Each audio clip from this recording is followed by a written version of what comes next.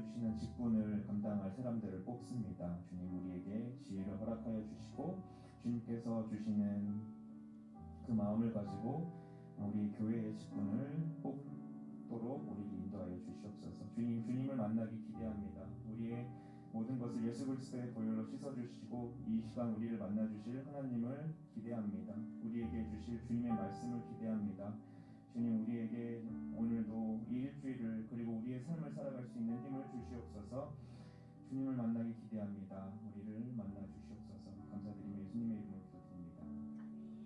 첫 곡 행복이라는 찬양, 이번 주도 다시 한번 찬양해 보겠습니다.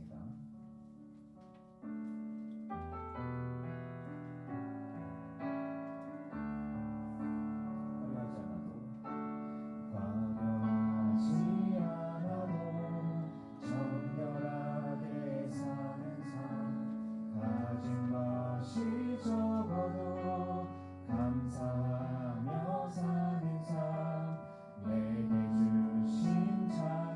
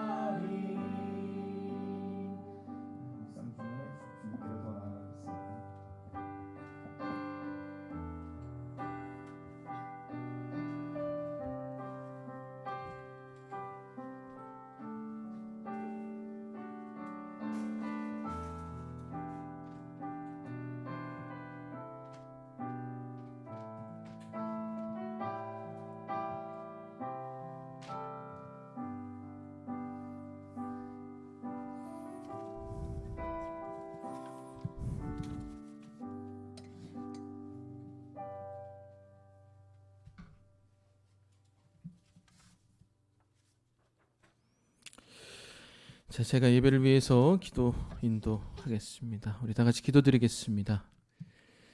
주님 감사합니다. 오늘 이 우중에 주 앞에 예배드리게 하심이 감사를 드립니다. 이 아침에 나라와 민족을 위해 기도드립니다. 이 나라 민족 굽어 살펴주시고 대통령과 위정자들에게 은혜를 베풀어 주시사 정사를 잘 감당할 수 있는 능력을 베풀어 주옵소서. 또 한미 정상회담을 앞두고 있습니다. 준비하는 손길 가운데 함께 하시고 이 불안한 동북아 정세 가운데 이 대한민국의 안보와 모든 경제적인 지표들이 상향곡선을 그릴 수 있도록 이 나라 안위를 지켜 주옵소서. 하나님, 모든 것들이 정치적으로 흘러가고 또 모든 사건과 상황들을 정치적으로 해석하는 또 이 나라 풍토가 있습니다. 하나님, 이 나라를 불쌍히 여겨주시고 이 국민 안에 있는 해소되지 않는 갈증, 열망, 열등감을 불쌍히 여겨 주옵소서. 코로나19로 장기화되고 있는 이 경제 침체가 주 안에서 회복되게 하시고 또 이 나라 반도체 강국되게 하여 주시고 또 침체된 유통업이 회복될 수 있도록 도와주시고 또 그로 인해서 복지 사각지대에 있는 우리 국민들, 혜택받지 못한 국민들이 한 사람도 없도록 주께서 이 나라 백성들 굽어 살펴 주옵소서. 이 아침에 에덴 교회를 위해 기도드립니다. 주님 감사합니다. 이제 창립 4주년 항존직 선거 첫 번째 시간을 갖습니다. 얼마나 또 영광스러운 기회이고 영광스러운 자리입니까? 주께서 기회를 주셔서 이 교회의 일꾼을 뽑는 귀한 또 믿음의 투표와 선거의 날이 다가왔습니다. 주여, 이 선거를 기름 부어 주시고 축복하여 주시사 이 선거를 통해서 한 명도 상처받는 영혼이 없도록 도와주시고 이 투표를 또 기도하는 마음으로 일꾼을 뽑는 마음으로 모든 교인들이 임할 수 있는 또 경건한 투표의 현장이 되게 하여 주옵소서. 하나님 원하시는 일꾼이 뽑혀지게 하시고 이 교회를 세울 일꾼이 뽑혀지게 하시고 그 마음도 주께서 준비시켜 주셔서 단순히 투표로 끝나는 것이 아니라 이 전중 후의 모든 과정 가운데 주님의 놀라운 개입과 인도와 또 열매 맺는 일들이 이 투표를 통해서 계속적으로 이어지게 하여 주옵소서. 코로나19로 힘들어하는 우리 교인들의 삶이 있습니다. 직장을 잃고 건강을 잃고 또 계획했던 모든 일들이 어그러졌던 분들이 있습니다. 주님 불쌍히 여겨주시고 감당할 수 있는 능력과 지혜를 부어 주옵소서. 또 우리 코로나19로 확진자들이 또 조금씩 올라오고 있습니다.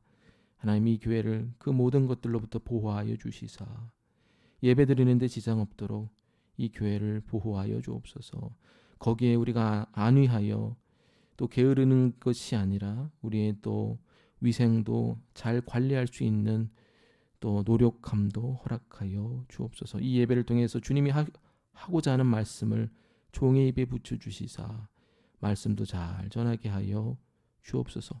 목장이 활발하게 하여 주시고 또 이 교회를 통해서 예수 믿지 않는 영혼이 구원 얻는 주님의 구원의 역사가 지지부진하지만 그러나 끊어지지 않는 그런 능력의 역사가 이 교회를 통해 일어나게 하여 주옵소서. 감사드리며 예수님의 이름으로 기도드립니다.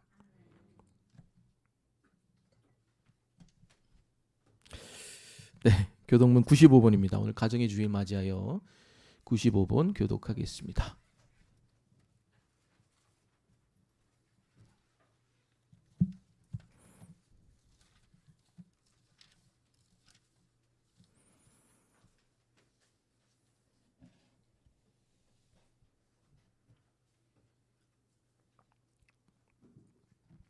제가 먼저 읽습니다. 내가 사람의 방언과 천사의 말을 할지라도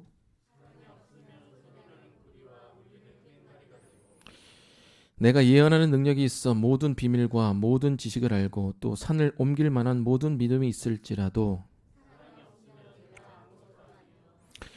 내가 내게 있는 모든 것을 구제하고 또 내 몸을 불사르게 내줄지라도 사랑은 오래 참고 사랑은 온유하며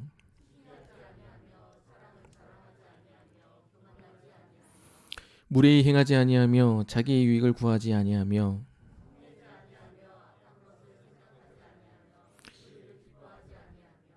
진리와 함께 기뻐하고 모든 것을 참으며 사랑은 언제까지나 떨어지지 아니하되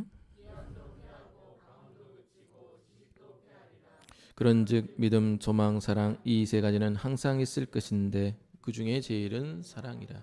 아멘. 자, 우리 사도신경으로 신앙 고백합니다. 나는 전능하신 아버지 하나님 천지의 창조주를 믿습니다. 우리 주 예수 그리스도를 믿습니다. 그는 성령으로 잉태되어 동정녀 마리에게서 나시고 본디오 빌라도에게 고난을 받아 십자가에 못 박혀 죽으시고 장사된 지 사흘 만에 죽은 자 가운데서 다시 살아나셨습니다. 하늘에 오르시어 전능하신 아버지 하나님 우편에 계시다가 거기로부터 살은 자와 죽은 자를 심판하러 오십니다. 나는 성령을 믿으며 거룩한 교회와 성도의 교세와 죄를 용서받는 것과 몸의 부활과 영생을 믿습니다. 아멘. 자, 요 에어컨 좀 꺼주셔도 될 것 같은데요. 예, 우리 찬송가 559장 찬양합니다.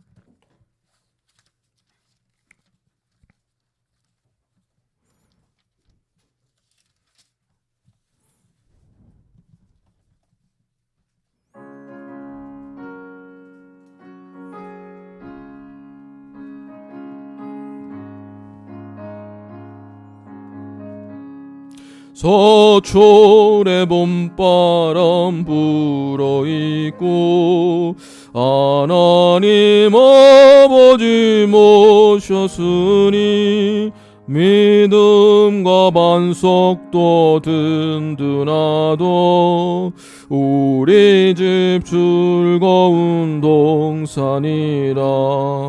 고마워로 임마누엘 예수만 섬기는 우리 집.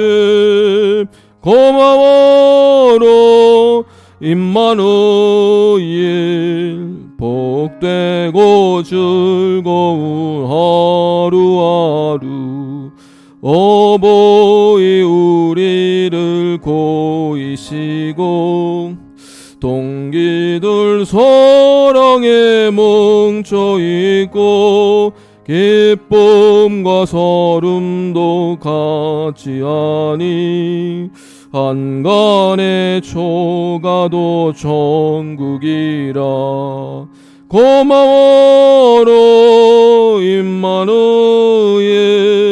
예수만 섬기는 우리 집. 고마워로 임마누엘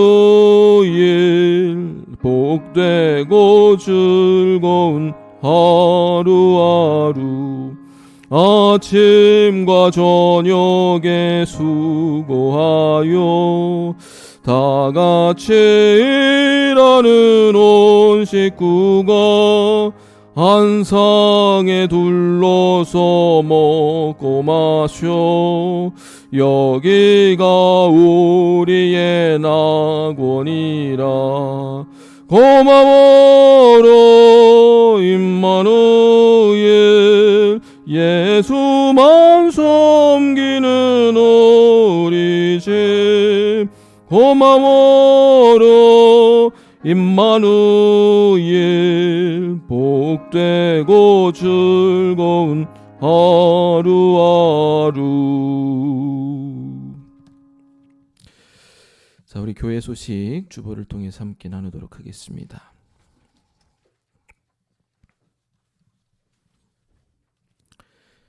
자, 오늘 광고 드린 대로 2부 예배 이후에 바로 선거를 위한 공동의회가 있습니다. 우리 이종호 집사님 공동의회에 또 서 계시니까 기도해 주시고 또 말씀 또 찬양 기록해 주시기를 바랍니다. 공동의회 끝나는 중간쯤에 선거를 하고요. 마무리 기도로 공동의회로서 선거를 마감하게 됩니다. 장로 2분, 안수집사 3분, 권사 3분을 뽑고 차례차례 선거가 진행이 됩니다. 미충원시에는 2차까지 바로바로 진행이 된다는 점 숙지하시기를 바랍니다. 모든 교인들은 선거의 명부를 확인해 주시고 표해 주시기 바랍니다. 저 뒤에 명부가 있는데요. 지난주에 표를 해주지 못한 분들은 오시면서 이렇게 선거인 명부에 표를 해주셔서 내가 오늘 투표를 합니다. 투표에 임합니다라는 것들을 표해 주시고 제가 투표 전에 원래 이게 이제 교회가 크면은 장로님들이 이렇게 체크를 하는데 제가 일괄적으로 투표자를 체크를 하겠습니다. 기억하시기 바랍니다. 다음 주부터 항전지 교육이 시작이 됩니다. 원래 조금 한 2주 뒤에 시작을 하는데 저희가 선거 자체가 좀 늦다 보니까 교육이 바로 시작할 수밖에 없게 됩니다. 자, 이번 주는 가정의 주일로 보냅니다. 다음 주일은 청년 주일입니다. 그래서 보통 교회가 5월은 첫 주가 어린이 주일, 두 번째는 어버이 주일, 세 번째는 가정의 주일, 네 번째는 청년 주일, 다섯 번째는 부부 주일 이렇게 편성이 된다는 거 유념하시기 바랍니다. 에덴 교실이 5월 1일부터 매주 또 열심히 하고 있습니다. 수고하시는 우리 또 박자의 사모, 또 우리 차선미 사모님, 그리고 우리 김양미 집사님, 또 다른 집사님들 또 격려해 주시고 기도로 중보해 주시기 바랍니다. 수요 예배가 큐티 나눔 및 기도의 형식으로 매주 오전 11시 별관에서 진행이 됩니다. 이번 주도 진행이 되니까 착오 없으시기를 바랍니다. 목장 모임 시간 정례합니다. 매주 토요일 6시 7시에 모이는 걸로 알고 있습니다.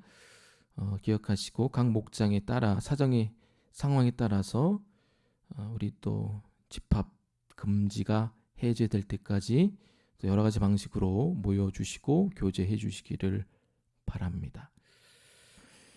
자, 나머지는 지난주와 똑같습니다. 저 주보 안쪽을 보시면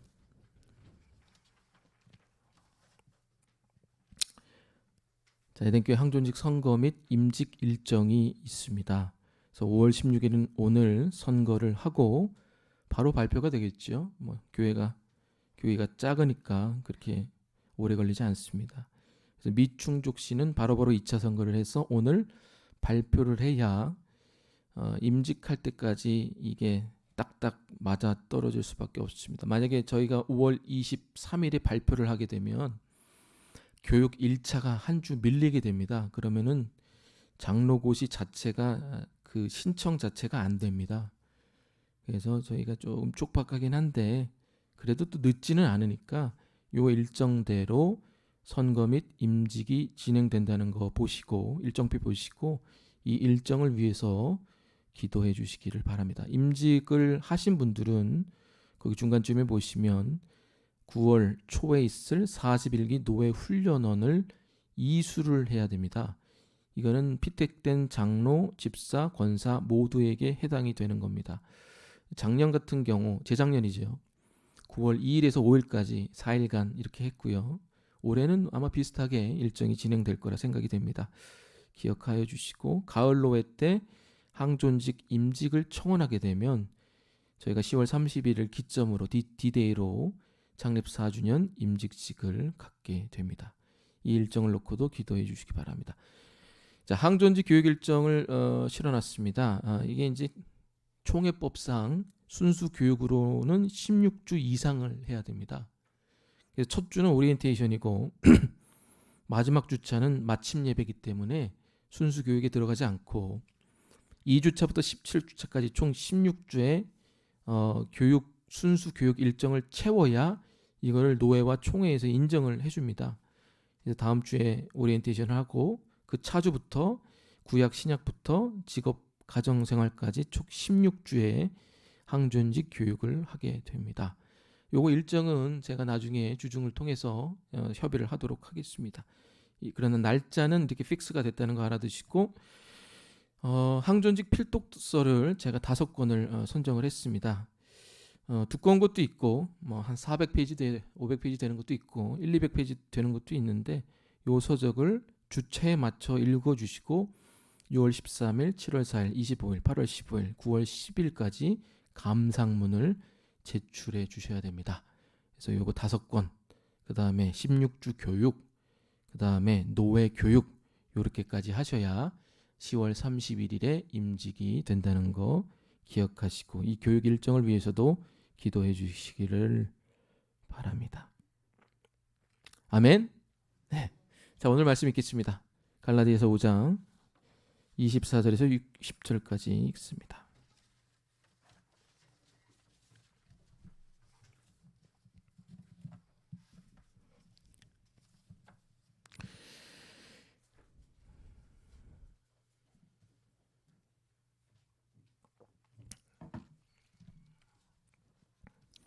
자, 제가 먼저 읽습니다. 그리스도 예수의 사람들은 육체와 함께 그 정욕과 탐심을 십자가에 못 박았느니라.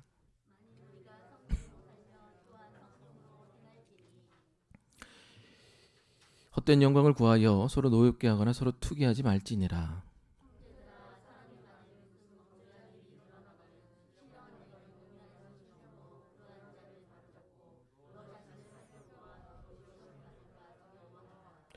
너희가 짐을 서로 지라. 그리하여 그리스도의 법을 성취하라.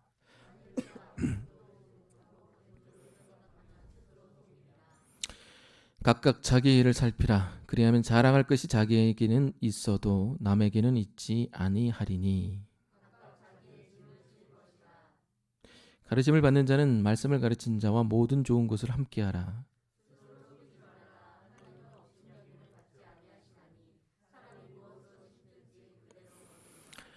자기의 육체를 위하여 심는 자는 육체로부터 썩어질 것을 거두고 성령을 위하여 심는 자는 성령으로부터 영생을 거두리라.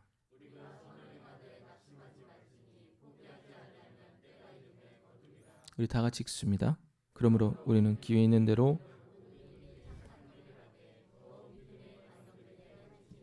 아멘. 자, 우리 앞뒤 좌우에 계신 분들과 인사 나누시겠습니다. 안녕하세요. 반갑습니다. 반갑습니다. 반갑습니다. 자, 비가 오죠? 예.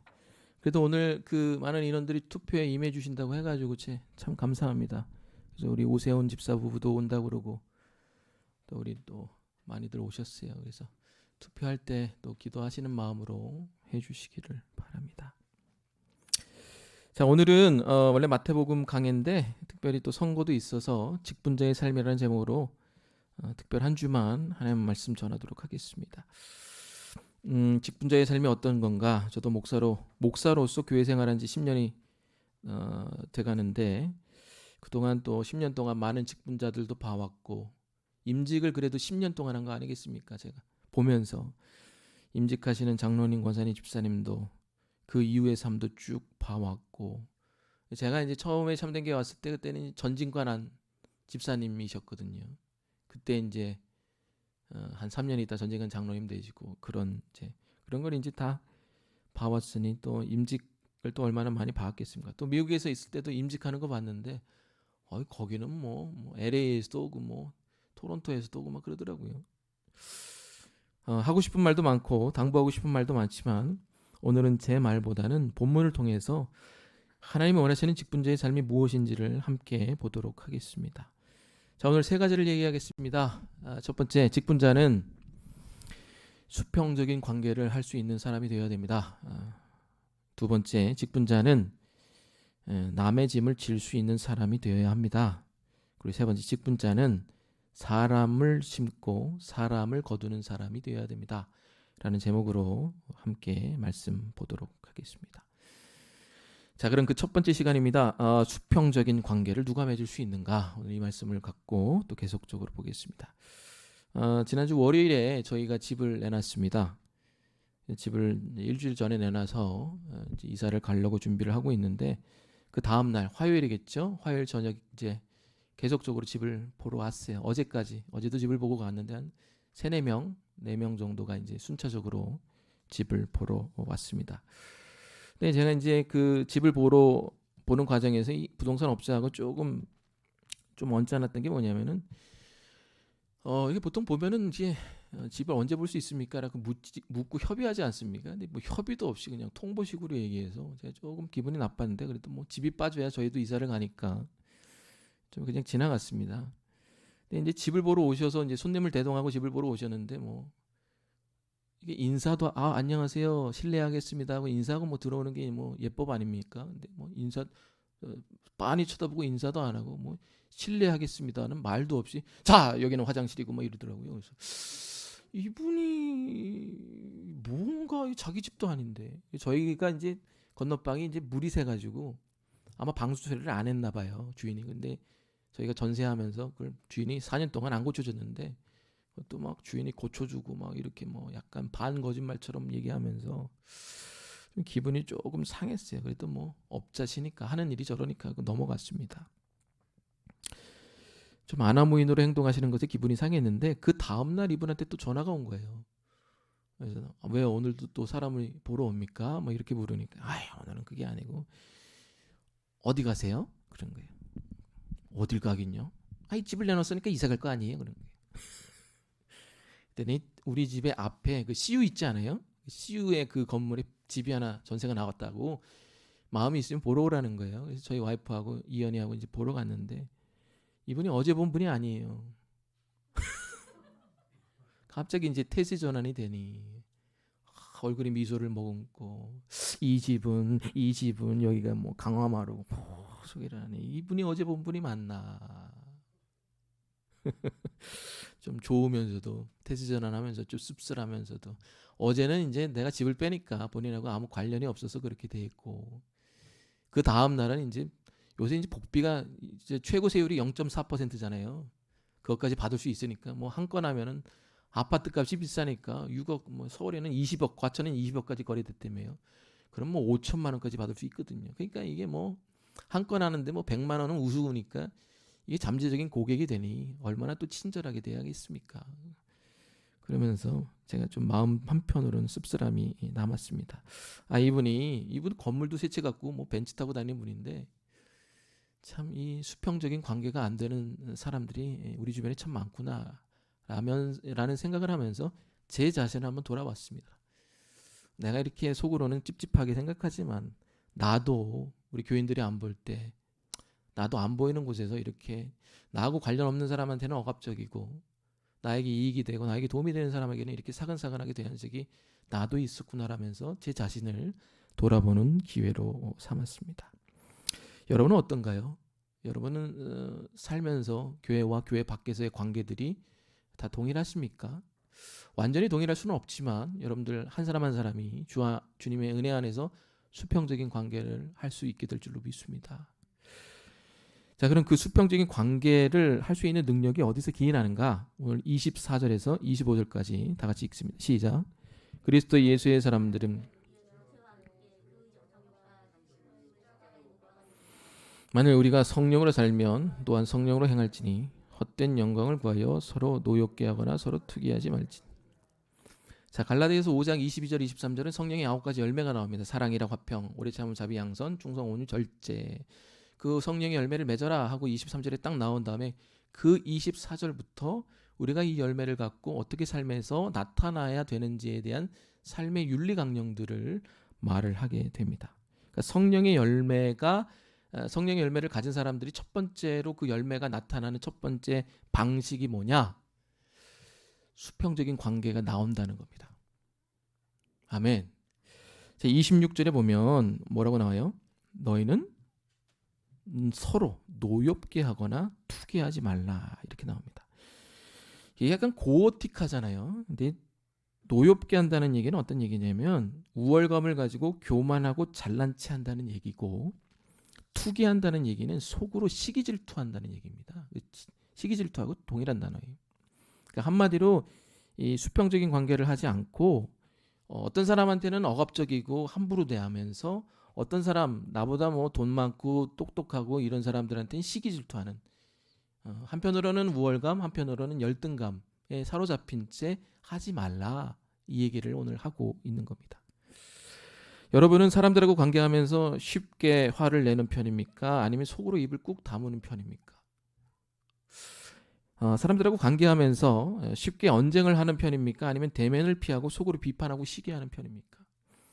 아니면 뭐 남들을 잘 비판하는 편입니까? 아니면 어떤 계층의 사람들 때문에 쉽게 당황하는 편입니까? 이게 이제 다 나오는 거죠. 관계 설정하는 데 있어서. 여기서 노엽게 한다는 것은 아까도 제가 얘기했지만 내 인식과 기준으로 인해서 내가 더 낫다, 내가 더 우월하다는 겁니다. 그걸로 인해서 이제 뭐 상대방을 힘들게 하지 말라는 거고 반대도 마찬가지입니다. 그래서 그 우월감 때문에 쉽게 화를 내고 쉽게 언쟁하고 쉽게 남들을 비판하는 겁니다. 그 상황과 형편을 모르는 채 말입니다. 내가 사회에서 말이야, 내 경험이 많은데 하면서 이건 이렇게 해야 돼. 근데 그건 본인의 상황 안에서 그렇게 되는 거고요. 그렇지가 않아요, 모든 사람의 상황들이. 또 반대로 속으로 투기하고 시기한다는 얘기는 뭡니까? 내가 저 사람보다 못하고 덜하다는 생각이죠. 열등감이죠. 이 열등감 때문에 나는 나보다 예뻐, 너는 나보다 잘생겼어, 너는 나보다 돈이 많아. 이것 때문에 시기하고 질투하고 투기한다는 겁니다. 그래서 이 우월감과 열등감에 사로잡히게 되면 절대로 수평적인 관계를 할 수가 없는 겁니다. 수평적인 관계를 할 수가 없으면 나보다 높은 사람, 나보다 낮은 사람에 대해서 영혼 구원을 할 수가 없게 되는 겁니다. 그래서 직분자가 안 되는, 직분자의 삶의 첫 번째 덕목으로 나온 게 뭐예요? 우리가 성령의 열매를 갖게 되면 우월감과 열등감에서 해방되어 수평적인 관계를 할 수 있게 된다는 겁니다. 우리가 정말 복음으로 구원을 얻었다면 이 복음이 단순히 천국 가는 복음이 아니라 가장 먼저 우리에게 영향을 미치는 그 첫 번째 스테이지가 뭐냐면은 관계입니다. 저 사람이 복음을 믿는다 그러면 그 첫 번째 스테이지로 나오는 관계의 설정이 뭐냐? 수평적인 관계예요. 그래서 이런 말을 여러분 들어야 돼요. 저 사람은 어른인데 어른 같지 않다. 이게 좋은 거예요. 저 사람 목사 같는데 목사 같지 않네. 이게 좋은 거고, 저 사람 장로님인데 장로님 같지 않다. 약간 빈정거리는 말 같지만 이게 여러분이 이 말을 들어야 됩니다. 아멘. 그게 이제 저 사람이 수평적인 관계를 할 수 있는 사람이다라는 또 다른 표현이기 때문에 그렇습니다. 여러분 어떤 사람입니까? 이 두 가지로 여러분의 자아상을 재정립하지 않으면 여러분 복음의 사람, 또 하나님 원하시는 직분자의 삶을 살 수가 없게 된다는 겁니다. 그럼 이 공동체에서 우월감으로 상처도 주고 열등감으로 관심도 없고 열심도 안 내면서 그냥 공동체 언저리에서 시간만 보내며 인생을 허비하는 인생이 된다는 겁니다. 여러분 우월감에 도취된 사람입니까? 아니면 열등감에 빠져있는 사람입니까? 스스로를 돌아보시기 바랍니다. 자, 그렇다면 이 우월감, 열등감, 제가 한 4년 동안 얘기한 것 같아요. 이 우월감, 열등감 많이 들어보셨죠? 복음 얘기하면서 정말 많이 얘기했는데 괜찮아요. 여러분도 저런 때 있었어요. 자, 이 우월감과 열등감이 교회 안에서 어떤 형식으로 나타나는가를 좀 아셔야 됩니다. 이 우월감이 교회 안에서 어떤 형식으로 나타날까요? 두 가지 형식, 여러 가지 형식이 있는데 두 가지 형식으로 나타납니다. 내가 더 열심을 내는데 그 열심의 목적이 뭐냐면 우월감입니다. 야, 이거 내가 이 인테리어 하신 분이 이랬다는 얘기는 아니에요. 내가 이거 인테리어 했는데 이거 내가 했어. 이거 내가 한 거야. 이거 내가 한 거야. 이거 너 언제 왔어? 이게 열등의 우월감이지. 두 번째로 나타나는 게 뭐냐? 직분을 쌓는 것을 통해 남들보다 자기가 더 우월하다는 것을 드러내게 됩니다. 그 열심과 그 직분과 그 섬김을 통해 남을 진짜로 섬기는 게 아니라 남을 하대하고 군림하고 통제한다는 겁니다. 그래서 교회에서 이런 말 많이 하지 않습니까? 오늘 선거를 해서 좀 민망하긴 하지만, 야, 저분 장로님 되니까 사람이 변했네. 저분 권사님 되니까 목에 힘이 들어갔어. 저분 안수집사 되니까 그냥 아이고 완장 찼네. 이런 말들 여러분 한두 번씩 들어보지 않았습니까? 저도 그런 분들 많이 봤어요. 저분이 집사님 때 저러진 않으셨는데 뭐. 이런 말들을 왜 교회 안에서 하는 겁니까? 이 열심이라는 게, 이 직분이라는 게 교회 안에서 이미 계급이 되어버린 지 오래라는 겁니다. 직분을 받건 안 받건, 열심을 내건 안 받건 수평적인 관계로 섬기는 게 아니라 그 열심으로, 직분으로 수직적인 관계로 통제하고 군림하고 하대하는 것들이 우리 교회 안에서, 한국 교회 안에서 일어났기 때문에 이런 말들이 나오게 된다는 겁니다. 사랑하는 여러분, 감사함으로 겸손함으로 열심을 내고 직분을 받으시기를 축원합니다. 선한 목적으로 섬기라고 준 직분이지 자랑하고 군림하라고 준 직분이 아니라는 것들을 아시기를 바랍니다. 자, 두 번째는 뭐죠? 열등감이겠죠. 자, 우월감은 도덕주의로 나타나지만 열등감은 쾌락주의로 나타납니다. 교회 안에서. 그럼 목사님, 교인들이 쾌락을 즐겨 한다는 얘기입니까? 뭐 그렇지는 않은데 또 다른 형식의 쾌락이 나타납니다. 즉 사람들의 평가, 인정에 휘둘리기 싫으니까 어차피 나는 못나고 열등하다고 생각하는 사람들은 안에 뭐가 있냐? 공허함이 있습니다. 그래서 열등한 사람들, 열등감이 많은 사람들은 공허함이 많기 때문에 이 공허함을 무슨 수로든지 채워야 돼요. 그래서 대표적으로 많이 채우는 게 돈, 성, 여자, 도박, 뭐 탐심, 뭐 이런 걸로 다 채우는 거예요. 내가 열등하다고 생각하니까 막 채우는 거죠. 나는 어차피 안 돼. 근데 그 공허함을 막 채우는 거예요. 삶의 유희 이런 것들로 막 채우며 하나님의 일에 전혀 열심을 내지 않고 공동체 안에 있는 사람에게도 전혀 관심을 갖지 않는 겁니다. 그 C.S. 루이스가 이런 얘기 있어요. 교인이 공동체에 관심을 갖지 않는 사람은 열등감에 빠질 확률이 높은 사람이다라는 얘기를 C.S. 루이스가 있습니다. 여러분 교회 안에서 이런 형태가 나타납니다. 뭐 교인들이 솔직히 말해서 성과 도박, 여자 이런 것에 빠지지는 많이 않죠. 어떤 사회적인 통념상 이거는 거부시되는 거기 때문에. 근데 이런 거와 좀 비슷하진 않지만 다른 형태의 쾌락도 많이 나와요. 제가 뭐 이분을 비난하는 건 아니지만 또 적당한 예시가 없어서 드는 예시니까 좀 감안하고 양해하고 들어주시기 바랍니다. 제가 참된교회에 있으면서 교회에 오래 다녔던 분들이 거주하던 교구를 신방하던 적이 있습니다. 그 교구가 이제 교회에서 오래 다니신 분들이 모이셨던 그 지역이에요. 그러면서 이런저런 얘기를 하는데 뭐 너는 언제 왔냐, 너는 어떻게 왔냐라는 주제로 이야기가 흘러나왔습니다. 근데 뭐 기성교회들은 다 그런 얘기 하지 않습니까? 너는 이 교회 몇 년도에 왔냐 뭐.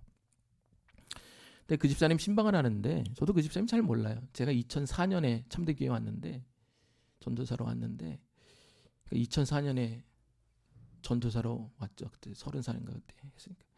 그러니까 그때 집사님이 이런 얘기를 해요. 목사님은 저를 잘 모르겠지만 나는 개척 멤버고 박창하 목사님하고 오랫동안 알던 사이고 그동안 개척교회 모든 목회자들 다 보고 그래서 지금 장로가 되고 권사가 되고 안수집사가 된 사람들 다 자기보다 더 후에 온 사람들이고 내가 좀 알던 사람이고 그 사람들 성격은 이렇고 저렇고 장단점은 이렇고 저렇고 허심탄회하게 얘기하는 거예요. 그러니까 신방을 가러 가신 분들이 좀 놀란 거죠. 뭐 그냥 뭐 타 지역에서 온 집사님처럼 보였는데 뭐 옛날 얘기도 막 술술술 나오고 막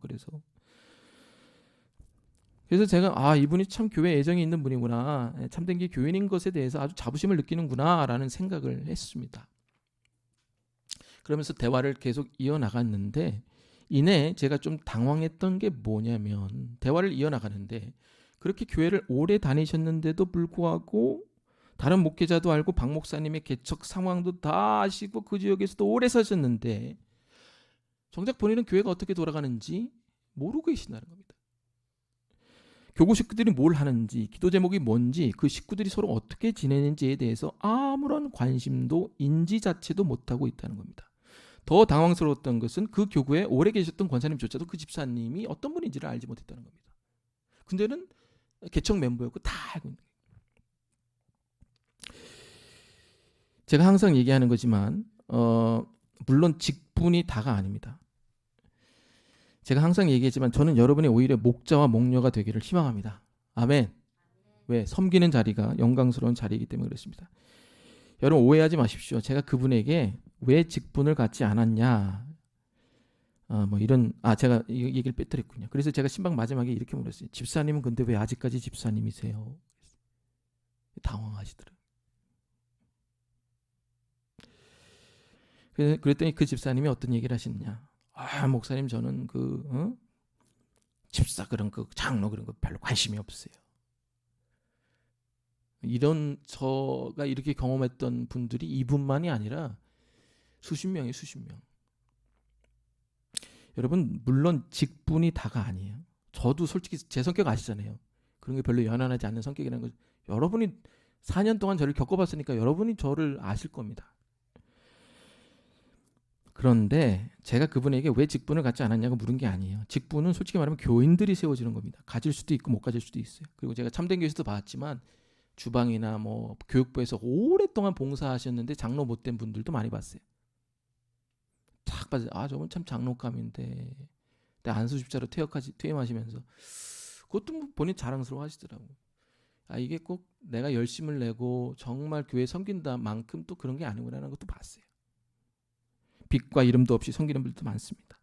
제가 뭐 직분을 그분에게 가져야 됩니다. 이런 투로 질문한 게 아니라는 겁니다. 또 상황이 안 돼서 먹고 살기 바빠서 여의치가 않아서 못 받을 수도 있습니다. 그러나 제가 그분에게 한 질문의 요는 뭐냐면은 이거예요. 한 교회를 오래 다니셨으면서도 왜 교회 공동체와 교구 사람들에게 관심과 사랑이 없었냐? 왜 그들을 기도 가운데 심지 않았냐? 기도를 심지 않았냐를 물은 겁니다. 그거 물어본 거예요. 물론 교인들의 상황과 형편이 다 다릅니다. 좋을 수도 있고 나쁠 수도 있고 남들을 챙길 수 있는 상황과 형편이 아닐 수도 있습니다. 제가 경험한 바로는, 물론 경험한 게 다는 아니지만, 형편이 나아서 좋아서 섬기는 사람은 많이 없어요. 섬기는 사람 이렇게 보면 자기 코가 석자인 사람이 더 섬겨요. 그거는 상황이 좋아서 섬기는 게 아니에요. 자기 삶의 태도고, 그 사람은 평생 그렇게 살다 죽는 거고, 이 사람은 또 평생 이렇게. 그거는 자기가 하나님 앞에 어떻게 섰는가의 그 가치 기준과 결정에 따라 하는 거지, 상황이 좋아서 이건 다 새빨간 거짓말입니다. 그거는 복음을 이 사람이 아는가 모르는가에 따라 있는 거예요. 열등감에 있는 사람들, 그 사람들의 특징이 뭔지 아십니까? 은근히 쾌락주의적이라는 거예요. 그 열등감, 그 공허함, 그 얻지 못한 남들의 칭찬과 인정, 거기에 목마르니 그것을 뭐로 채우는 거예요? 중독으로 채우는 거예요. 술 중독, 성 중독, 도박 중독. 더 나아가 여기에 어떤 게 포함이 되느냐? 반복되는 유의와 취미생활. 목사님 그럼 뭐 등산도 가면 안 되고 놀러도 가면 안 됩니까? 여러분 놀러 가세요. 등산도 가시고 모두 보러 가시고 다 하세요. 제가 그런 거 뭐라 그런 거 아니에요. 여러분들 그 긴장된 것들을 풀 수 있는 릴렉스의 시간이 반드시 필요합니다. 근데 제가 얘기하는 거는 그 긴장된 것을 릴렉스하는 목적으로 푸는 그걸 얘기하는 게 아니라, 그 유의가, 그 어떤 여가들이 중독이 되는 사람들이 있다는 거예요. 내 열등감을 채우는 도구로 말입니다. 제가 어떤 종류의 걸 얘기하는지 아십니까? 그 사람은 계속 놀러 가는 거예요. 유의가 좋아서 놀러 가는 것도 있는데, 그냥 자기가 열등하니까, 그런 것 남의 평가나 인정 싫으니까 그냥 놀러 가는 거예요. 취미생활 할 수 있습니다. 유의생활 할 수 있어요. 그러나 그것이 정말 긴장을 푸는 어떤 릴렉스하는 차원이 아니라 자신의 열등감을 채우는 수단이 될 수도 있다는 것을 아셔야 됩니다. 여러분, 하나님이 우리에게 공동체를 주신 이유, 교회로 모이게 하는 이유가 뭘 것 같습니까? 우리가 서로가 서로에게 관심을 갖고 중보하고 권면하고 온전한 사람으로 서로가 세울 책임과 책무가 여러분에게 있다는 것을 알게 하기 위해 공동체로 묶어주신 겁니다. 아멘. 여러분에게 그런 책임과 책무가 있다 없다? 있는 거예요. 물론 제가 아까도 얘기했지만 교육부에서 오래 섬기고 식당에서 오래 섬겨서 장로 못 되고 안수집사 된 분도 참된교회에서 두세 번 봤어요. 멋있어요. 어떤 장로님보다도 멋있어요. 근데 또 반대로 이런 것도 있어요. 나는 직분에 관심이 없어요. 나는 그런 것에 관심이 없어요. 그거는 다른 말로, 물론 직분에 관심이 없어서 그렇게 얘기할 수 있는 것도 있지만, 다른 말로 이게 어떤 거냐? 나는 교회에 별로 관심이 없어요. 사람에게 별로 관심이 없어요라는 것들을 그런 좋은 말로 휘감아서 얘기하는 것일 수도 있다는 것을 아셔야 됩니다. 여러분, 직분이 꼭 나쁜 게 아니에요. 그럼 뭐 직분을 내가 갖고 싶어서 갖는 겁니까? 사람들이 세워주는 걸 내가 어떻게 막습니까? 그렇지 않아요? 그래서 내가 1부 때도 표동민, 조성숙 앉아있길래 1부 때는 2명 예배 드렸거든요. 표동민 장로, 조성숙 권사 되시기 바랍니다. 그러니까 그러더라고요. 직분을 위해서 섬기는 것도 우월감이겠지만, 직분을 통해서 군림하는 것도 우월 같지만, 나는 이런 것에 관심이 없어요 라는 것도 한번 되돌아볼 일이라는 겁니다. 왜? 이게 열등감의 발로인지, 아니면 내가 정말 겸손해서 그런지. 이것도 결국 다른 형태로의 자기 관심이기 때문에 그래요. 저 여러분 잘하셔서 여러분도 장로 다시고 권사 다시기를 주의 이름으로 축원드립니다. 그러면 장로 권사가 나쁜 건가요? 그렇지 않아요. 장로님들 권사님들 그렇게 나쁘게 보지 마세요. 여러분 장로 안 될 거예요. 그분들 되고 싶어서 된 건가? 뽑아줘서 된 거지. 우월감에 도취되지도 마시고 열등감에 함몰되지도 마시고, 사람들에게 관심 갖고 여러분에게 속한 공동체에 애정을 갖고 사람을 세워 수평적인 관계를 통해 영혼을 구원하는 여러분이 되시기를 축원드립니다. 이 직분자라는 거예요. 얼마나 멋있습니까? 자, 두 번째 뭐라고 그랬죠? 직분자는 남의 짐을 질 수 있는 사람이 되어야 됩니다라는 얘기를 했어요. 자, 하나님이 원하시는 게 뭐냐? 우리가 혼자 그 짐을 지게 내버려 두는 것을 하나님 원하지 않습니다. 그래서 우리에게 바울을 통해서 2절에 이렇게 명령을 합니다. 2절 다 같이 함께 읽겠습니다. 시작.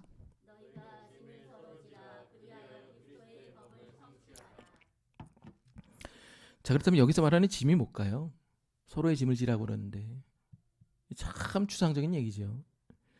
뭐 이사할 때 도와주는 게 짐 들어주는 겁니까? 아니면 뭐 아이들의 옷을 나누어 주고 가정의 환경들을 상황들을 챙겨주는 거, 환우들을 돌보는 거 이런 게 짐을 들어주는 겁니까? 뭐 그런 것도 될 수 있겠죠. 육적인 것들, 눈에 보이는 것들 이런 것이 짐이 될 수도 있습니다. 그러나 여기서 말하는 짐이라는 것은 인생에서 일어나는 모든 물리적, 정서적, 영적인 짐을 다 총칭하는 겁니다. 그 사람의 관계의 문제, 마음의 문제, 그 사람 안에 있는 우상, 열등함, 교만함 이 모든 것이 여기에 다 해당이 되는 거예요. 아무리 부자라도 내가 저 사람 들어줄 짐이 없다 이게 아니라 열등함에 빠질 수 있거든요. 그럼 그 사람 짐도 들어주는 거예요. 야, 너 얼마나 멋있는지 알아 네가? 이것도 서로의 짐을 들어주는 거예요. 아멘. 여러 가지 형태의 짐을 들어주는 게 있다는 거예요. 자, 그럼 문제는 뭐냐? 누가 이 짐을 질 수 있는가? 이걸 봐야 돼요. 그리고 어떻게 이 짐을 져야 되는가? 이걸 봐야 됩니다. 그래서 바울이 1절에서 뭐라고 해요? 형제들아, 사람이 만일 무슨 범죄한 일이 드러나거든 신령한 너희는 어떠한 심령으로? 온유한 심령으로 그 사람의 짐을 들어달라는 거예요. 에이씨, 짐이 왜 이렇게 무거워 이러지 말고 온유한 심정으로. 자, 그럼 어떤 사람들이 이 짐을 들 수 있을까? 3절에서 5절까지 천천히 한번 읽겠습니다. 시작. 만일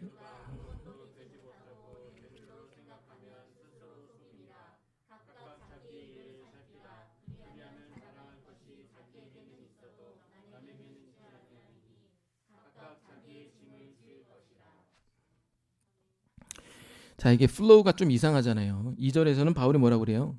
너희가 서로의 짐을 져라. 그렇게 이제 커맨드를 하고 명령을 한 다음에 그 다음에 그렇게 하기 위해서는 결론이 플로우가 어떻게 흘러가요? 그렇게 하기 위해서는 뭐 하라는 거예요? 각각 자기의 짐을 지라는 거예요. 이게 역설적이고 아이러니하지 않습니까? 너 서로의 짐을 져. 너 어떻게 지는 줄 알아? 네 짐을 져. 라는 거예요. 플로우가 이렇게 역으로 되는 거예요. 리버스가 된 거예요. 좀 아이러니하지 않습니까? 여기 2절과 5절에 번역된 짐이라는 단어는 번역상으로는 같은 단어지만 원어상으로는 전혀 다른 단어입니다. 2절에 나온 짐은 헬라어로 바로스라는 단어인데 이게 어떤 단어, 용례를 찾아보니까 그냥 무거운 배낭이라는 거예요. 서로의 짐은 무거운 배낭이고 5절에 각각 자기 짐을 져라. 그 자기 짐에 번역된 짐은 헬라어로 포르티온인데 이게 번역이 카고, 그러니까 비행기 화물로 되어 있습니다. 그러니까 자기가 져야 될 각각의 짐은 뭐라는 거예요? 비행기 화물 아세요? 화물 컨테이너? 자기가 져야 되는 짐은 어떤 무게다? 컨테이너고 자기가 서로 짊어질 그 짐은 어떤 무게다? 배낭이라는 거예요. 쓰인 헬라어가 달라요. 그럼 누가 그 서로의 짐을 질 수 있냐? 자기에게 임한 이 컨테이너 같이 무거운 이 짐을 들 수 있는 사람이 남의 짐도 서로 질 수가 있다는 거예요. 아멘. 이 역설적인 얘기입니다. 여러분의 짐이 여러분에게 무거워야 돼요.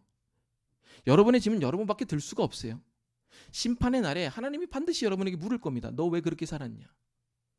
저한테도 물을 거예요. 너 소목사 너 왜 그렇게 설교했냐? 왜 준비 없이 설교했냐? 너 왜 남을 사랑하는 마음 없이 그렇게 얘기했냐? 너 왜 그렇게 목회했냐? 너 왜 한 사람에게 사랑 없었냐? 너 왜 아내한테 자식한테 너 가정을 왜 그렇게 했냐?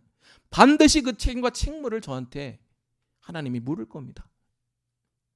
물론 그것 때문에 막 뭐 그렇게 두려워서 사는 건 아니겠지만 우리가 들어야 할 하나님 앞에 대면하고 하나님 앞에 책임져야 할 책무와 책임들이 있어요. 죄 고백, 우리가 겪어야 될 경험들, 훈련들, 어떤 유혹들 이런 모든 하나님 앞에 대면할 짐들을 내가 질 수 있을 때 남의 짐도 들 수가 있는 거예요. 아멘. 자기가 뭐 하나님이 준 시험도 극복이 못해, 뭣도 못해, 죄고백도 안 해, 토설도 안 해, 대면도 안 해, 자기가 들어야 될 짐이 무거운지도 모르면서 남의 짐 내가 들어줄게 하면서 아이고 너는 이것도 못 드냐 하면서 대부분 어떤 사람들이냐 자기 짐이 무거운 짐을 몰라요. 한 사람 한 사람이 하나님 앞에 들어야 될 짐이 얼마나 무겁다는 거예요. 오늘 바울이 컨테이너라는 거예요. 컨테이너. 너 이 얘기 역설적인 얘기. 야, 너 남의 짐 그런 거 너 어설프게 들어주려고 그러지 마. 네 짐이나 들어 임마 이거예요. 네 짐이 컨테이너야. 너 왜 그거 안 들어? 이 얘기가 바울의 메시지라는 겁니다. 네가 짊어야 할 짐, 하나님 앞에서 고민하고 도설하고 야곱처럼 씨름하고 죄고백하고 훈련하고, 그래서 네가 하나님 내 앞에서 책임져야 될 그 책임, 하나님이 너한테만 물을 그 책임, 그 책임의 무게가 얼마나 큰지 알아? 너 그거 들었어? 네 짐을 져. 네가 감당해야 될 것들을 감당해. 그러면 남들이 절 지를 때, 아 맞아 저거 어렵지, 나도 접어서 하는데 나도 뭐 넘어졌지, 아유 내가 들어줘야지, 나도 지금 못 치는데, 아유 그래도 같이 가야지, 들어줄 수 있는 거예요. 누가 남의 짐을 들어줄 수 있냐? 누가 복음의 사람으로, 직분자의 사람으로 남의 짐을 서로 관심 갖고 들어줄 수 있냐? 좀 역설적인 얘기 같지만 자기 짐을 힘겹게 드는 사람이 남의 짐도 들을 수 있는 거예요. 아멘. 아 이게 내 문제구나, 이게 내가 져야 할 짐이구나. 그래서 뭐 저희 와이프 얘기하면 좀 그렇지, 와이프가 예전에 이제 아프기 전에는 그런 얘기를 많이 하더라고요. 아유 목사님 저 교인 도와줘야 돼요, 저 교인 도와줘야 돼요. 그래서 근데 요새는 그런 얘기를 하는 거예요. 아유 이게 내 문제였구나, 나도 안 되는구나, 내 문제고 내 아픔이고, 아유 내가 깨져야 되는 문제구나. 근데 그러면서도 기도하고 우리 중보합시다, 관심 갖고 이런 거 보면서, 야 저게 정말 짐을 드는 사람의 태도지라는 생각들을 조심스럽게 하게 됐습니다. 사랑하는 여러분, 여러분이 목사로서, 장로로서, 권사로서, 집사로서, 교인으로서, 절대로 또 아비로서, 어미로서 남들이 들어줄 수 없는, 여러분들만 들 수 있는 짐이 있다는 것을 아시기 바랍니다. 그 혼자만 들 수 있는, 혼자만 책임질 수 있는 무거운 짐을 지실 때 남들이 지는 그 짐을 함께 들어줄 수 있게 될 줄로 믿습니다. 자, 마지막 세 번째, 직분자는 어떤 사람이냐? 사람에게 심고 사람을 거두는 사람이 되어야 됩니다. 자, 6절에서 10절까지 읽습니다. 시작. 말씀을 가르치는 자와 모든 좋은 것을 함께 하라. 스스로 속이지 말라.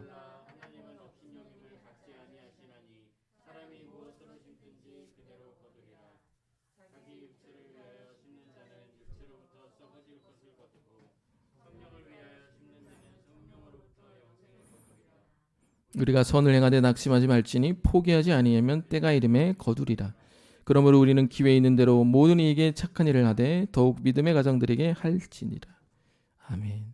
자, 가르침을 받는 자는 누구고 말씀을 가르치는 자는 누굽니까? 가르침을 받는 자는 훈련받는 성도고 말씀을 가르치는 자는 교회의 목사나 사도를 뜻하는 겁니다. 근데 누가 누구랑 좋은 걸 함께 하라는 거예요? 보세요. 가르침을 받는 자가 누구랑? 가르치는 자와 좋은 것을 함께 하라는 겁니다.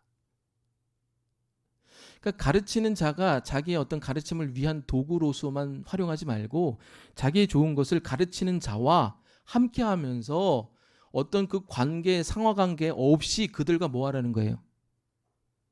진심으로, 찐으로 교제하라는 거예요. 서로 좋은 것을 나누면서. 이게 그리스도인의 삶이라는 거예요. 여러분 그 좀 이 말을 오해하시면 안 되지만, 여러분이 섬기는 목사님들하고 잘 지내시기를 주의 이름으로 축원드립니다. 뭐 잘 지내는 게 뭐 먹을 것 갖다 주고 이런 얘기가 아니에요. 제 얘기는 또 반대도 마찬가지예요. 목사도 교인하고 잘 지내요. 서로가 서로에게 이용하는 존재가 될 수도 있어요. 제가 예전에 유학할 때도 목사가 그냥 자기 인생 축복해주는 도구야. 목사의 인격, 상황 이런 거 없어. 그냥 나는 그분 앞에서는 그냥 자신의 인생의 축복의 도구 정도야. 그런 느낌을 받은 적도 있어요. 근데 이분은 정말 나를 생각하는구나 도 있고, 또 반대도 있어요. 교인이 그냥 내 목회의 성교의 도구야. 그냥 교인이 그냥 도구인 거예요. 내 인생, 내 목회. 아니에요. 내 목회가 실패할지라도 저분을 귀하게 여기는 사람이 진짜 목사예요. 이게 얘기가 뭐냐? 서로가 서로의 인생을 위해서 도구로 사용하지 말라는 거예요. 가르침을 받는 자는 저 사람이 나를 가르쳐 주지만 서로 좋은 것을 함께 나눌 수 있는 정말 찐으로 진실로 교제하는 관계가 될 때, 사람에게 그런 관계를 맺을 때 이 관계가 더 풍성해진다는 얘기를 오늘 바울이 하고 있는 겁니다. 이걸 이제 환경적으로 해야 돼요. 갈라디아에서 어떤 문제가 일어나느냐? 노사가 나눠지고 가르치는 사람과 가르침을 받는 자가 나눠진 거예요. 서로 이용하는 형태가 나눠진 겁니다. 교회 안에서, 갈라디아 교회 안에서. 이 얘기하는 거예요. 여러분들 저랑 뭐 팬티가 몇 끄고 뭐 젓가락이 몇 끄고 이런 걸 서로 나누라는 얘기가 아니에요. 마음을 나누라는 얘기예요. 진심을 나누라는 얘기예요. 제 말 이해하십니까? 여러분 사람과 사람하고 교제할 때 여러분이 마음을 주셔야, 또 저도 여러분에게 마음을 줘야 그것이 서로 마음과 마음이 교차해야 교제가 되는 겁니다. 진짜 하나님의 사람 특징이 뭐냐? 나는 우월감과 열등감에 사로잡히지 않기 때문에, 이런 수평적인 관계를 할 수 있기 때문에, 내 짐을 질 수 있기 때문에 그 누구와도 이 지위고하에 막론하고 신실하게 진실로 교제할 수 있고 마음을 줄 수 있고 마음을 또 줘도 상처받지 않을 수 있는 그런 영혼의 상태가 되는 겁니다. 아멘. 대부분 우월감에 있는 사람, 열등감에 있는 사람들이 특징이 뭔지 아십니까? 마음을 안 줍니다.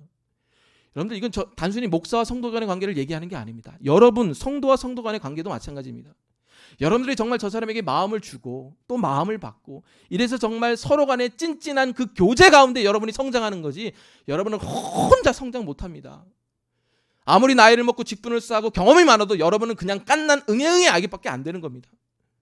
하나님이 항상 얘기하는 게 뭡니까? 서로 합력하여 그리스도의 집을 이뤄가라.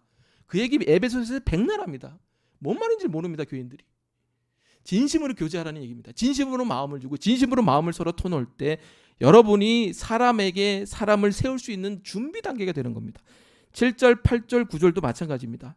사람을 위해서 사람에게 힘을 하는 겁니다. 사람에게 투자하라는 겁니다. 사람에게 관심을 주고 사랑을 주고 그들을 도구로 이용하지 말고 진심으로 교제하며 그 사람에게 투자하고 여러분의 돈과 시간과 사랑과 애정과 마음을 투자해서 그 사람을 세우라는 겁니다. 그래서 10절에서 뭐라고 그래요? 이 선한 일을 누구한테 하라는 거예요? 10절 다 같이 읽겠습니다. 시작. 그러므로 우리는 기회 있는 대로 모든 이에게 착한 일을 하되 더욱 믿음의 가정들에게 할지니라. 네, 그 착한 일을 누구한테 하라는 거예요? 모든 사람에게 하되 특별히 믿음의 가정들에게 하라. 여러분 사람에게 관심 갖는 직분자 되시길 축원드립니다. 알아요. 저 사람 사람에게 관심이 있구나. 나를 정말 생각하는구나. 저도 직장 생활을 2년 해봤지만 직장에도 보여요. 여러분 아시잖아요. 일하면 저는 성공밖에 모르는 인간이구나. 쟤는 옆에 돌아볼 수 있는 아는 인간이구나. 그 사람이 설령 뭐 상무를 달고 사장을 달아도 그 사람 오래 못 가요. 저는 그런 거 많이 봤어요. 제가 일하는 회사에서도 빠르게 초고속 승진해가지고 상무까지 달았어. 근데 이 사람 발목을 누가 잡는지 알아요? 이 사람한테 원한졌던 한 사람이 이 사람 발목 잡았어요. 그래서 이 사람 상무에서 떨어졌어요. 여러분 인생에 발목을 잡는 사람은 반대하는 사람이 아니에요. 여러분에게 원한던 한 사람이 여러분 인생의 발목을 잡습니다. 농담이 아니에요. 조직에서 그런 일은 비일비재하게 일어납니다. 여러분 사람에게 관심을 갖고 사람에게 투자를 하셔야 돼요. 그래서 목사님 우리가 가정도 있고 그런데 모든 사람에게 어떻게 그럽니까? 그렇게 할 수도 없어요. 몇몇 사람에 한해서 정말 여러분들이 세워야 될 사람 하나님 붙여주세요. 직장 안에서도 가정 안에서도 교회 안에서도. 그럼 그 사람에게 투자하셔야 돼요. 마음을 주고 시간을 주고 돈을 주고. 그래서 그 사람을 하나님 앞에 세워야 돼요. 그럼 나중에 천국 가서 하나님 얘기할 거예요. 잘했다. 충성스러운 내 종아. 네가 다른 거에 관심 갖지 않고 사람에게 투자했구나. 내가 너 정말 기뻐한다. 여러분 어디에 투자하고 계십니까? 교회 안에서 어디에 마음을 주시고 계시고 어디에 시간과 돈을 투자하고 계십니까? 저한테 별로 투자하지 마세요. 저는 별로 얻어먹을 게 없어요. 아멘. 제가 여러분들한테 해줄 게 기서밖에 더 있습니까? 끼키야 커피 한 잔밖에 더 있겠어요? 옆에 있는 사람에게, 갚을 것이 없는 사람에게 투자하시기 바랍니다. 내가 너 기도하고 있다. 야, 너 필요한 거 없냐? 뭐 도와줄까? 야, 언제 한번 같이 갈래? 같이 밥 먹을까? 그 사람 세울 때 정말 여러분 제 기도 제목, 제가 처하고 있는 상황을 보시면 여러분 까무러칠 겁니다. 제가 기도하고 있는 제목, 제가 관심 갖고 있는 거의 8알의 9알은 다 제 일이 아닙니다. 그럼 목사님은 목사님이니까 그렇게 사셔야죠. 이건 목사님 얘기하는 거 아니에요. 여러분들 얘기하는 거예요. 여러분 하나님이 여러분 가정만 책임져, 가정 소홀히 여기라 이 얘기가 아니에요. 충분히 여러분 가정 책임지시고 소홀히 여기지 마십시오. 그러나 정말 주님 원하시는 사람은 뭐냐? 사람에게 관심 있는 사람이에요. 그 사람이 사람도 세우고 수평적인 관계하면서 열등감과 우월감에서 초월돼서 사람에게 투자하여 사람을 심고 사람을 거둘 때 여러분을 통해 장로님 통해 예수가 뭔지 알았어요. 권사님 통해 복음이 뭔지 알았어요. 여러분 돈도 좀 쓰시고 맨날 여러분을 위해서만 제발 쓰지 마시고 그 돈 다 모아야 쓰시는 거예요. 응? 쓰시긴 그런 여러분들 되시길 주의 이름으로 축원드립니다. 기도하겠습니다. 하나님 감사합니다. 오늘 직분자의 삶이 어떤 건지 예수 믿는 사람들이 어떤 건지를 봤습니다. 우리는 때로 우월감에 빠져 살고 열등감에 빠져 삽니다. 내가 이 교회 열심히 해야 내가 장로야 권사야 집사야로 하대하고 군림하고 통치합니다. 때로는 나는 직분에 관심이 없어요. 나는 교회에 관심이 없어요. 사람들에게 관심이 없어요 하면서 내 열등감을 여러 좋은 말로 숨기고 있는지도 모릅니다. 주님, 우리가 누구를 만나든지 수평적인 관계할 수 있는 소통에 아무 문제가 없는 사람들 다 되게 하여 주옵소서. 하나님 감사합니다. 우리가 서로의 짐을 지라고 그랬습니다. 하나님, 우리의 짐이 이렇게 무겁다는 것을 알 때 그리고 그 짐을 들어본 경험이 있는 사람만이 남의 짐도 들 수가 있습니다. 주님, 우리의 짐 무겁습니다. 이 짐 내가 주님 앞에 들게 하여 주옵소서. 승리하게 하시고 이 유혹에서 죄의 고백에서 주님이 정말 나한테 대면하라고 하는 그 짐을 들 때 남의 짐도 들 수 있는 그 능력을 우리에게 허락하여 주옵소서. 주님, 우리의 관심이 어디 있습니까? 사람에게 관심 갖게 하시고 사람에게 우리의 모든 것들을 투자하게 하여 주옵소서. 그리하여 우리를 통해 세워지는 영혼들이 많아져 주님 만날 때 착하고 충성된 종아 내가 너를 기뻐하도다라는 그 칭찬의 말을 듣는 날까지 매진하게 하옵소서. 예수님의 이름으로 기도드립니다. 우리 주님 주신 말씀 놓고 우리 결단의 찬양 부르면서 특별히 오늘은 선거를 위해서 우리 함께 작게 통성기도했으면 좋겠습니다. 이 선거를 통해서 주님 예비하시는 사람 잘 뽑힐 수 있도록 우리 주여 한번 부르고 기도하기 전에 우리 결단의 찬양 부르도록 하겠습니다. 약한 나로 강하게.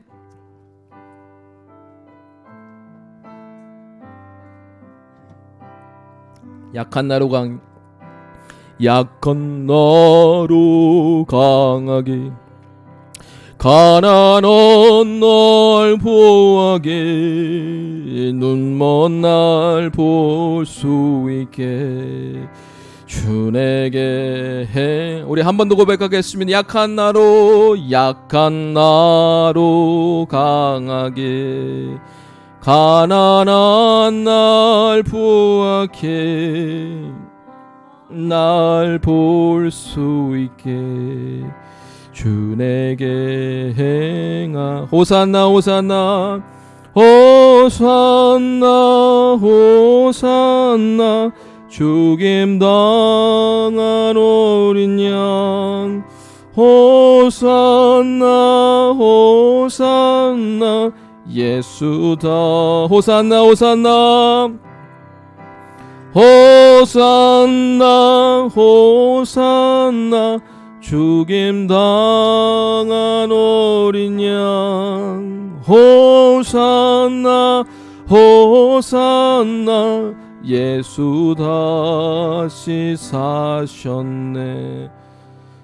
자, 우리 주신 말씀 놓고 우리 또 교회를 놓고 선교를 놓고 우리 한 1, 2분 정도 주여 한번 부르고 마음으로 또 작게 통성으로 기도하기 원합니다. 주여 하나님 감사합니다. 우리 안에 있는 열등감과 우월감이 사라지게 하여 주시옵소서. 우리가 지어야 될 짐들을 회피하지 않게 하고 들 수 있는 능력을 허락하여 주옵소서. 사람에게 투자할 수 있는 사람 되게 하여 주시사 교회를 세우고 사람을 세울 수 있는 사람들 다 되게 하여 주시옵소서. 주님 선거를 합니다. 이 선거를 통해 정말 주님 예비하신 사람들이 뽑혀질 수 있도록 주님 도와주시옵소서. 주님 함께하여 주시옵소서. 주님 우리를 인도하여 주시옵소서. 주님 우리를 인도하여 주시옵소서. 부족한 종들을 인도하여 주시고 부족한 종들의 계획 가운데 이 행사 가운데 주님 실수하지 않도록 상처받지 않도록 하나님 이 선거 가운데 기름 부어 주시옵소서. 주님 도와주시고 인도하여 주셔서 선한 열매를 맺는 일꾼들이 뽑혀질 수 있도록 주여 도와 주시옵소서. 주님 감사드립니다. 주여 아버지 하나님 감사합니다. 개척한 지 이제 만 4년이 다 되어 갑니다. 이 4년 안에 하나님 우리에게 많은 은혜를 부어 주셨습니다. 이제 첫 번째로 창립 4주년 항존직을 뽑게 됩니다. 이 선거를 통해서 주님이 예비하신 사람 뽑혀지게 하여 주시고 그 세워진 일꾼들을 통해서 이 교회가 다시 한번 도약할 수 있는 귀한 기회가 되게 하여 주시옵소서. 우리가 투표하지만 제비 뽑지만 사람을 뽑으시고 사람을 세우시는 분은 오직 하나님 한 분인 줄로 믿사오니 이 선거를 통해서 하나님이 이 교회에 계획하고 마음 가진 모든 것들을 실현시켜 주시옵소서. 주님 감사합니다. 이 선거를 통해서 상처받거나 실족하는 사람 없도록 도와주시고 이 선거가 오직 하나님께만 영광되는 선거 되게 하옵소서. 주님, 우리가 드린 예물을 주께서 기뻐 받아주시고 예물이 하나님 나라 확장의 귀한 토대가 되게 하옵소서. 주님 감사합니다. 주님 도와주시옵소서. 주님 사랑합니다. 이제는 우리 구주 예수 그리스도의 은혜와 하나님의 놀라우신 사랑과 성령의 감화감동 교통인도 역사하심이 우월감이 아닙니다. 열등감이 아닙니다. 우리의 짐을 지어 서로의 짐을 지기 원하 사람에게 관심 갖고 투자하여 이 교회 안에서 사람을 세우기만 하는 여기 모인 사람들 위해 이제부터 영원히 함께하여 주시기를 간절히 축원하옵나이다. 아멘. 주님 감사합니다. 아버지 주님 아멘. 자, 지금이 핸드폰 시간으로 메시지